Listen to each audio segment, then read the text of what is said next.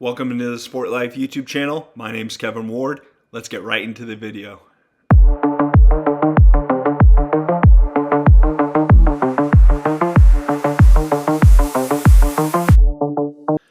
In this video, we're going to be talking about the fantasy quarterback rankings, my personal rankings going into the 2026 fantasy football season. Just to let you guys know, everything is based off of full PPR. Whenever I talk about anything related to fantasy football. So we're going to start off with my quarterback rankings going into the 2026 season. In my opinion, I don't think there's anything more fun to watch than when you're sitting at home, you're watching a primetime game, and it's your quarterback on the TV that you get to watch for 3 hours, try and put up points and try and get your team a win. There's no bigger contributor, for the most part, to your fantasy team's points than the quarterback position. So let's get right into it. At number 10, I have Jackson Dart, my 10th ranked fantasy quarterback going into this season. There was a lot of uncertainty last season when the Giants took him in the late 20s. But when he got in and he got his chance, we saw it, man. This guy can run. He can make throws on the run. He's elusive, got a strong arm. He's got a level of swagger and confidence to him that you like to see out of your quarterback. And, he put up a lot of points relative to not having a lot of talent on the team around him, right? Like, he didn't even have Malik Neighbors for most of his season. It was kind of him and the Skatibo show until Scat went down. And then he barely had anything to play with, and he was still putting up points. That's got to be very encouraging for a fantasy owner to see, whether it's a dynasty or redraft, right? They made a lot of offensive improvements, and they obviously made a big coaching change in John Harbaugh, which I think is really going to help them going forward. But in the offseason, they signed Darnell Mooney, Calvin Austin, Isaiah Likely. I think they are going to provide, a lot of offensive help for Dart going forward, just some more dynamic weapons to help them be a little more explosive. The thing with me, why I have him ranked as low as 10, because to be honest, I could see him in the top 3. I think he absolutely has the ability to be a top 3 fantasy quarterback at the end of the season. I think the thing that really holds him back is, number one, I think the health of Malik Neighbors is starting to worry some people as we head into OTAs and then eventually go into training camp. They're saying there's still some problems left with his knee, like he's not fully recovered. I think that's got some people worried. I think anytime you have a quarterback that doesn't have his number one target, let alone someone as dynamic and as talented as Malik Neighbors, that naturally gives you some pause on wanting to draft that quarterback, right? He adds a lot on the rushing side of the football. He had 9 rushing touchdowns. I think he had over 400 rushing yards. I think he was close to 500. So he's going to provide stuff on the ground. But from a passing perspective, you would like to see him have his number one target that could really vaunt his game to the next level. When I look at his ceiling, I definitely can see 4,000 yards passing. I could see somewhere between about 500 to 700 yards rushing. He had 9 touchdowns last year, so that makes me feel like he could get into the double digits rushing touchdowns, and I think he can have somewhere between 25 to 30 passing touchdowns. Again, if everything goes well, right? Like if he has Malik, he has this full assortment of weapons. Isaiah Likely takes that jump like we all think he can. I think there's some Baltimore fans that kind of wish Isaiah was the one who stayed and Mark left. He's such a young, athletic, dynamic weapon. And I think Dart's going to love throwing to him, and I think that's really going to help his game. I think the other thing that gives you pause with him is his health, right? Like he's such a physical, confident guy. I mean, he'll bowl over a guy for a first down, but this ain't college, man. Like guys in the NFL are bigger, faster, stronger guys, and as a fantasy manager, you just want to see less hits. You love the rushing ability, you love the upside. You just want to see him slide more, get out of bounds a little bit sooner. You want to see some of the things that he needs to do to take care of himself so we can play a full 17-game season. And so that's why I have him all the way at 10, is just because there's some uncertainty from the health of his number one wide receiver and the danger he puts himself in as a quarterback. So, like I said, the talent and the ability is all there. I think if his weapons are there, I think he has enough offensive support to vaunt him into that top 3 conversation. But again, it relies on the health of his wide receiver and himself. John Harbaugh is going to, add some stability and consistency to, that team and build a true foundation that I think benefits Dart as well. I know we don't think of John Harbaugh as this like offensive-minded head coach, but just from head coach, I think he is going to really solidify this team. I think it's going to help Dart naturally as well. All right, number 9, I got Dak Prescott. America's team's quarterback. At this stage of his career, he's into his 30s. He's not as athletic as he once was. He really is a true pocket passer at this point. And I think he does that at a very high level. And he's got a full assortment of weapons. He has a solid offensive line. Javonte Williams, Jake Ferguson, CeeDee Lamb, George Pickens. Looks like he's going to play in the franchise tag. That's kind of a big story to keep an eye on in case they do decide to trade him. But I think with all of that said, his team's going to be absolutely dynamic going forward. And they're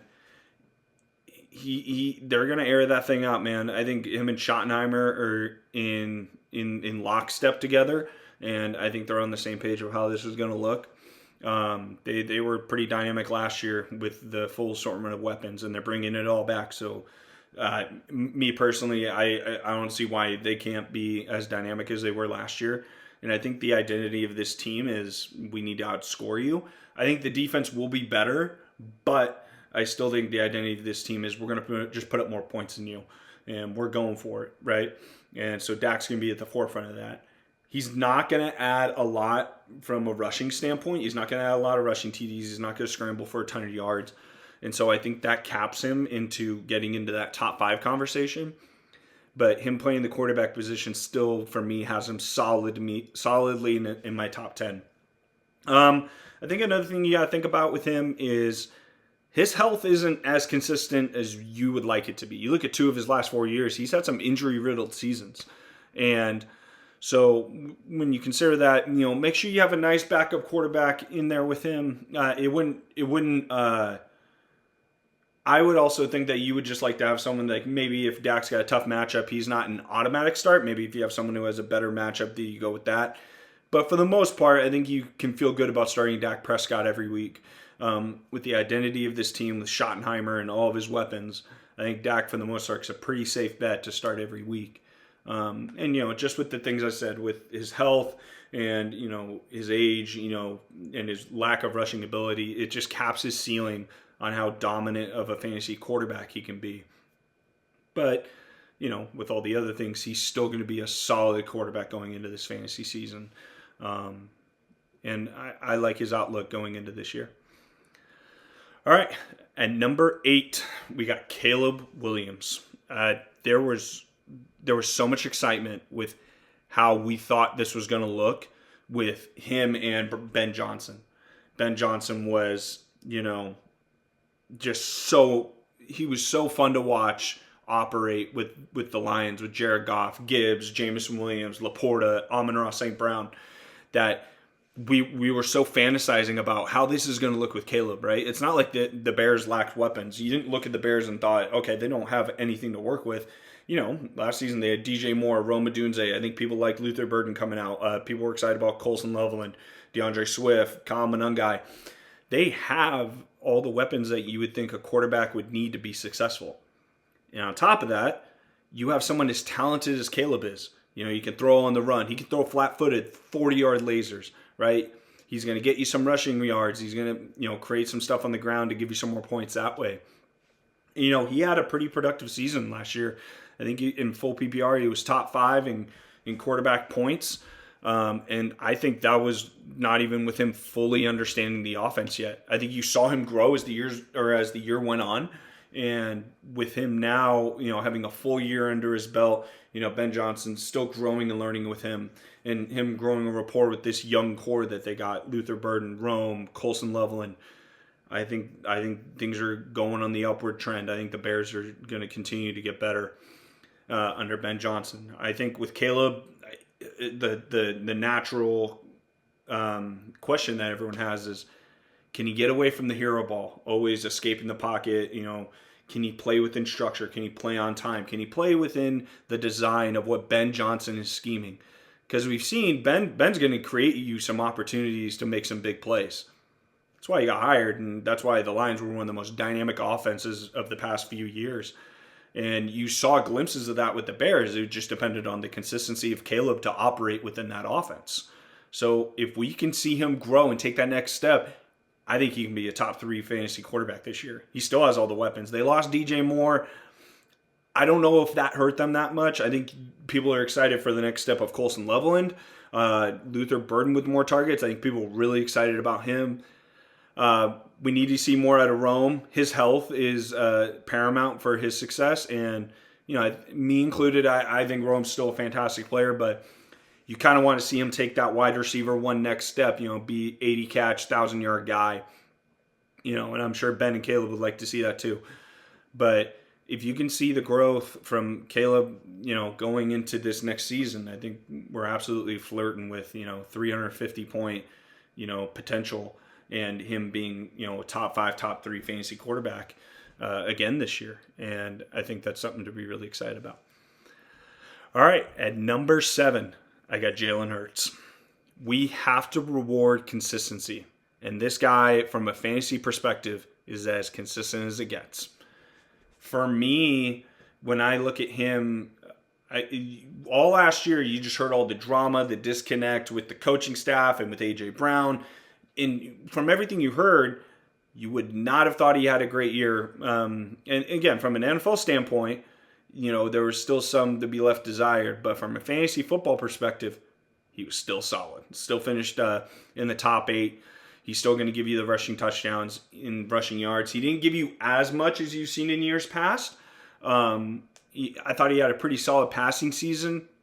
But, overall, he had over 3,000 passing yards. He had 33 touchdowns total that he was responsible for. He still had 400 yards rushing. You would like to see that go up. And, when it comes to his weapons, he's still going to have a ton of talent on the offensive side of the ball. There's no doubt that if A.J. Brown is gone, it's going to hurt. Anytime you lose a player of the quality of A.J. Brown, it has to hurt in some way. And they made a lot of moves to try and replace that production. Hollywood Brown. They added Datavian Wicks. They drafted Mekhi Lemon. They got Sean Mannion, brand new offensive coordinator. He's been part of that Packers staff for the past few years, and so you're thinking he's going to bring some sort of version of LaFleur's system, which is kind of that, Kyle Shanahan version. And you're hoping he's going to blend it somehow with Jalen. And you're hoping Jalen's receptive to that. You've been hearing some reports that Jalen's not as, adaptable to other offenses. He likes to stay with what he knows. He likes to play it a little safe. And, that helps you, with his turnovers because he doesn't turn the ball over a lot. But it limits some of the explosive plays and the consistency and the rhythm of the offense and how dynamic it can be. So you're hoping Sean Mannion can bring over some concepts and a scheme that, Jalen will like, that they can both get on the same page on. Because if they can, I think Jalen gets back into that top 5 conversation for fantasy football quarterbacks. So, and we'll see the rapport he builds with all these new weapons. It's a lot of new faces to bring to an offense, right? Like there's going to be some familiarity with Devontae Smith and Dallas Goedert, but Hollywood Brown, how's he work with him? Dontavian Wicks, how's that work? Mekhi Lemon, let's see how he looks as a rookie. Eli Stowers, second round pick, tight end, they're going to have right behind Dallas Goedert. How's that look? And then how does he look with Sean Mannion? There's no guarantee this just works. You can understand scheme and everything and bring over a system, but there's a whole art to calling plays. There's a rhythm, there's a timing, there's, an understanding that has to be done by the quarterback and the offensive coordinator to make it all work on the field. And so those are questions to be keeping an eye on. Like I would pay very close attention to what you're hearing out of training camp and OTAs and all those sort of things to see if, this is looking like it's heading in the right direction. If it is, as you go into your redrafts or you're a dynasty guy and you're thinking of whether I should trade him or keep him, what you're hearing, you should pay close attention to. But he still has the ability, even if he loses A.J. Brown, to be a top 5 fantasy quarterback. And he's an absolute game changer when he's right. He really is. And he can, put you in that contention for a fantasy football championship. All right, number 6, I got 3-time Super Bowl champion and quarterback of the Kansas City Chiefs, Patrick Mahomes. The reason I got him where I have him, typically I like to have him in my top 3 or 4 just because he is Pat. But that knee injury is just going to cause some concern. Now, the reports are he's doing well and he should come back this season. And, there's still a lot of question marks around the Chiefs, right? I'm just giving the respect that I think Patrick Mahomes deserves, not just from an NFL standpoint, but from a fantasy football standpoint. And I still think he has that ability to finish top 3. But there are some questions. You got to worry about the knee, right? Like, is he going to come back just totally okay? Rashee Rice's stuff that's happening off the field, like, is he going to play for a full season? How does that affect things? Was Xavier Worthy really just impacted when he got injured and was not the same the rest of the season? And he's going to bounce back and have a good season? Or is he not the player they were hoping to get when they drafted him in the first round of that loaded wide receiver class? So there's so many questions going into it. I think Kenneth Walker is going to really help balance out that team and really help out that run game and help take some pressure off Pat. I think that does help. As much as we're saying Travis Kelce is on the decline as a fantasy tight end, he's still one of the more highly productive fantasy tight ends. I know he's older, but he still helps Pat out. And then obviously you got Andy Reid, best coach in the NFL, in my opinion, and one of the best, if not the best, offensive mind in the game. So you still bring back a lot of familiarity. And with Mahomes, he's getting in that age 30. He's getting into his 30s, right? You're going to start to wonder when are we going to start seeing the rushing really fall off and him maybe evolve into just a passing quarterback. You saw that development with Aaron Rodgers. You started seeing, his rushing attack really starting to fall off, but he really became much more of just a true pocket passing quarterback. I don't think we're there yet. I think if his knee's healthy, I think he's still going to be an effective rusher and get you points that way. If everything's good with Pat's knee, I still think that, Pat got off to a great start last year. He was actually running the ball a lot. He was a dynamic playmaker. And going into this season, if he's healthy, I still think he finishes top 5 in points. I think he still provides a lot of value with his legs. I still think he's a 4,000-yard passer, 30-touchdown passing guy, and he's going to mix in between 400 to 500 rushing yards, maybe 600 if he continues the pace he was on last year, to be, a true top 5 fantasy quarterback. But again, depends on a lot of his weapons. There's just a lot of question marks there, and the health of his knee. But if the health of his knee's there, I still feel good about him going into the season. But yeah, I have him ranked as number 6. Number 5. This one might be controversial, and I would understand why. Jayden Daniels. He was the darling of the fantasy football world in his rookie season. He was this incredible blend of Lamar Jackson elusiveness and agility, but with precision, passing, quick release, and with not an amazing assortment of weapons, but he was still an incredible player. He was still incredible. Health with him is the biggest thing. He just had an injury-riddled season last year, and his supporting cast wasn't as consistent as you would like. Terry McLaurin was out. He didn't really have the great complement of wide receiver weapons behind that. And you really saw that because they made a lot of necessary moves to help them going forward. Austin Eckler got hurt, and Zach Ertz got hurt. And so it was really a nightmare season for the Commanders. But if healthy, this guy should be in the top 3. He should be. We'll see how the offensive system looks with Cliff Kingsbury gone. They moved on from him, so we'll see how that looks going forward. But from a rushing standpoint and a passing ability, he's just a rare dynamic combination. Terry McLaurin should be healthy going into this season. They added some offensive weapons to really help them going forward. They brought back Diami Brown, who was a favorite target of his in his rookie year. Chiga Okonkwo that they got from the Tennessee Titans just looks like a big-bodied wide receiver. He's going to replace Zach Ertz at the tight end position, and I think that could be a very sneaky find to go into this fantasy season. I think Jaden's going to like working with him. A person that they got to replace Austin Eckler was Rachaad White. He's a running back, but let's be honest, he's basically a third down receiving back I think they're kind of hoping, he catches about 50, 60 balls this year, 500, 600 yards receiving, gives them that dynamic out of the backfield. And so with all those necessary changes, I think, if Jayden can stay healthy, and, he's only had 2 seasons. One season was ultra dynamic. The other one had injuries. So it's like, all right, what are we going to see, right? And, I think naturally you have to wonder, right? Like, does he pull back on the rushing because he's afraid of getting hurt, or does he stay consistent with what his play style is? And with that being the case, it'll be something to monitor going forward, right? But I absolutely think he still has the ability to maybe even finish this QB1. I think he's that talented. He has one of the great, pretty deep balls when he cuts it loose, and he is so athletic and dynamic when he gets in the open field. But gotta see if he can stay on the field. If he can stay on the field, he's probably, in my opinion, he's one of the safer bets in fantasy football. And I think everything revolves around him. The identity of that team is if he goes, they go. I don't think they have a lot invested in that defense. The defense is not going to be the reason why they win football games. It's how much can Jayden carry us? How much can he control time of possession, control possessions, score points? It's all about Jayden Daniels. Number 4. One of my favorite quarterbacks in the league, not afraid to say it, Joe Burrow. It's funny because he doesn't provide as much rushing ability as you would like, if he's going to sit in the top 5, and I understand that. And that's something that my top 3 all provide.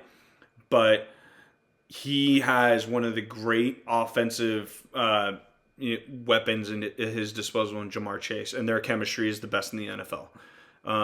T. Higgins provides a great, second option that's going to get you a lot of touchdowns. He's a great red zone target. I think he is truly, truly, truly dynamic.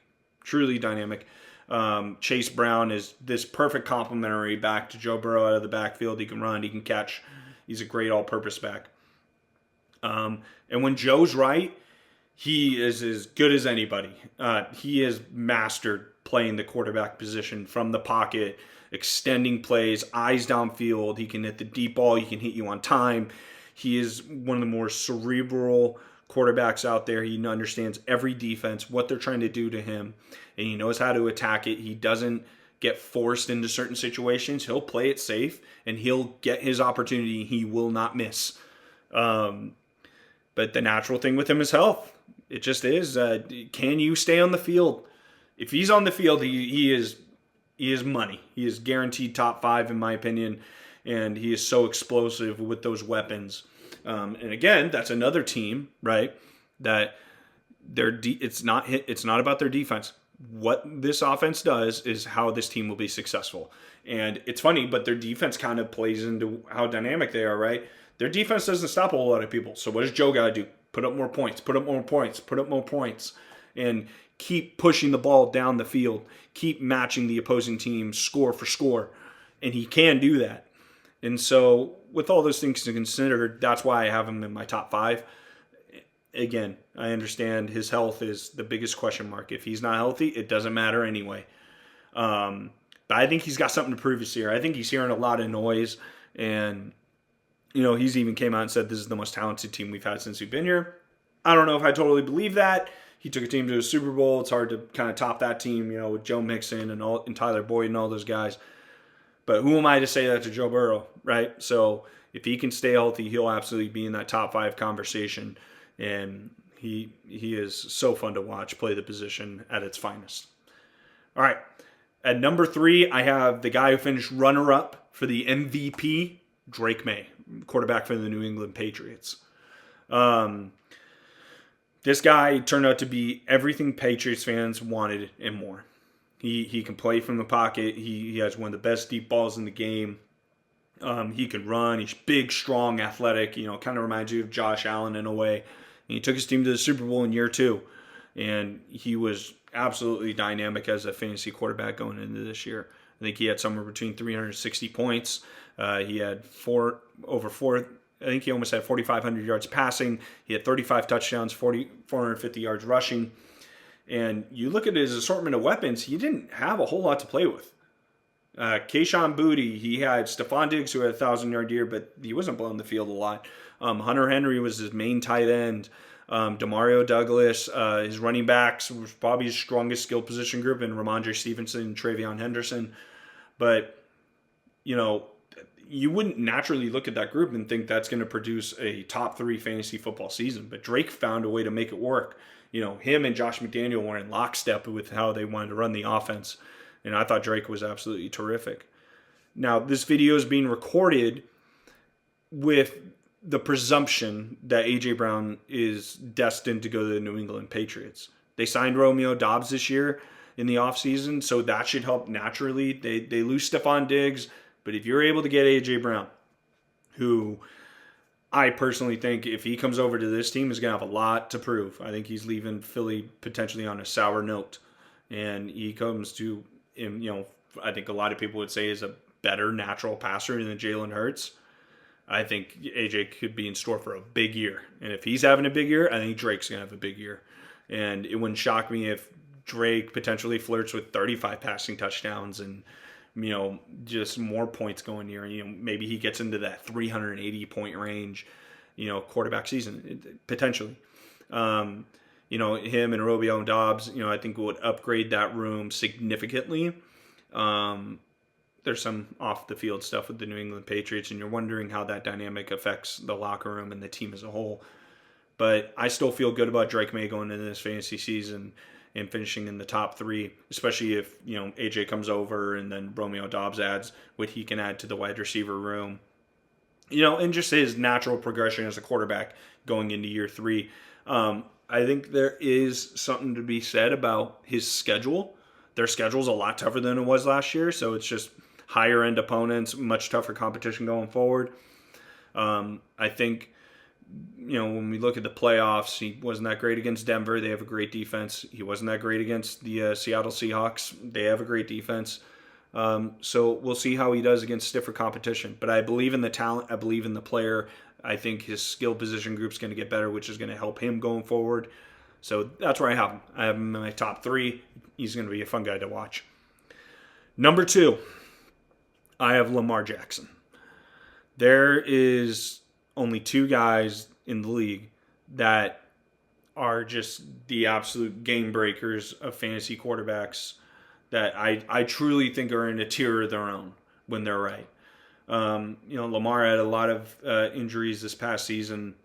He's starting to get up there in age. He's not as young as he once was. I think he's lost some dynamic capability, but it wouldn't shock me if he got back to that either.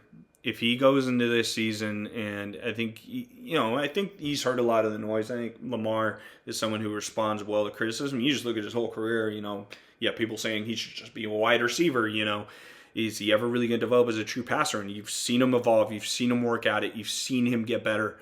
And I think, going into this season, John Harbaugh's gone. They got a new head coach in Jesse Minter, who's very defensive-minded. And we'll see how this develops. I think Declan Boyle, I forget his name, but he came over from the Bears. He's going to be their new OC. Sorry if I got his name wrong. But, I think Lamar's going to get back to being still a dynamic piece. He still has a ton of weapons around him. Zay Flowers is a really good wide receiver for them. Mark Andrews, I think, he's going to come back, and Mark's the main tight end. Isaiah Likely's gone. I think that hurts, but I still think, Lamar has the most trust in Mark going forward, just all the years and all the games they've been through together. Derrick Henry is a running back, that's going to take a lot of pressure off Lamar, especially when they go to that RPO game. It's just so tough to read because you want to feel like you got to stack the box on Lamar and Derrick because of, Lamar pulls. He's so scary to get in the open field. And then with Derrick, you need a full assortment of defenders in the box to stop him. So that leaves a lot of one-on-one opportunities for his weapons on the outside. You look at his wide receiver group, I think people are kind of disappointed with how Rashad Bateman's done. I know he's on a cheaper extension, but I think you want to see more dynamic plays out of him, kind of like he had 2 years ago. Zay Flowers is still going to be Zay. I still think he's a very underrated fantasy wide receiver. They drafted a few guys, coming out of the draft. I personally think he's a deep sleeper is Elijah Surratt. the wide receiver out of Indiana. They just won the national championship. When I watched him play, I just saw him make a lot of big plays. He seems like a very savvy, tough, physical wide receiver. I think Lamar's going to like throwing to him a lot if he gets the targets he needs. And then I think it's Jacoby Lane is the other wide receiver that they drafted, just to add some more depth to that room. But we've seen Lamar, even with not great, talented wide receiver rooms, produce elite fantasy seasons. I still think if he's healthy, he is top 3 in the quarterback conversation, and he is a true game breaker that can really vaunt you into the fantasy championship, and he can win it by himself. He can have those 3-week stretches where he's going 28 points, 31 points, 36 points. Like, he's got that in him. He still has that talent in him. I'm not willing to bet against Lamar. As someone who would go against him, I'd still be scared to death of going against him in the fantasy world. And if I have him, I would feel pretty good against my chances against anybody. So that leads me into my number 1 quarterback. I think we all know who I'm going to say. Josh Allen. You look at his resume for the past 7 years, he's been like 1-2, 1-2, 1-2, 1-2. Got to give it to consistency. He plays. He does everything you could ever want. You can throw from the pocket. You can throw on the run. He's going to be big and physical at the line of scrimmage. When they need to get some rushing touchdowns, he's going to give you that. And he's done it with not incredible talent around him. You look at last season, and you look at all the guys that he had surrounding him. It was Khalil Shakir. Keon Coleman didn't turn out to be anything. He's got Dawson Knox, Dalton Kincaid. His best offensive weapon is James Cook, who doesn't provide a lot of pass catching out of the backfield, not a ton. So naturally, I think that's going to provide you a lot, right? I think another guy that is going to provide a lot for this offense is DJ Moore. He's 29. He's towards the end of his prime, but he's going to be a dynamic player going forward, right? And I think he's going to have a big year. I think he's going to have over 1,000 yards, somewhere between 80 catches, somewhere in the 8 to 10 touchdown range, and he's going to provide an explosive weapon that Josh just hasn't had since Diggs left. So naturally, I think that makes Josh more dangerous going into this year, as crazy as that is, right? He had 375 points as a fantasy quarterback last year, 3,600 yards passing. He was responsible for almost 40 touchdowns, 600 yards rushing. As he gets older, you're wondering at some point, when does the body break down? When does he stop running the ball as much? But if he can stay healthy, he's still one of the most dominant players in the NFL. And he is a safe bet to be QB1 going into this fantasy season. So those are my top 10. I'm sure, you're going to have your guys' disagreements. You might comment in the section. I welcome it. I like hearing different opinions and different reasons for why. There's definitely some guys that I didn't mention that are going to be impactful for this fantasy season, like Trevor Lawrence. I know he's going to provide a good fantasy season. I'm sure there's an argument for Brock Purdy and how he finished last season. Even guys like Jared Goff with his full assortment of weapons going forward. I know there's going to be some dark horses like Kyler Murray. Like, how's that going to look with Minnesota? That could be very, very exciting. But again, those are my top 10. Thank you very much for tuning into this video. Please like and subscribe. And we'll see you next time with some more content coming out. Have a great day.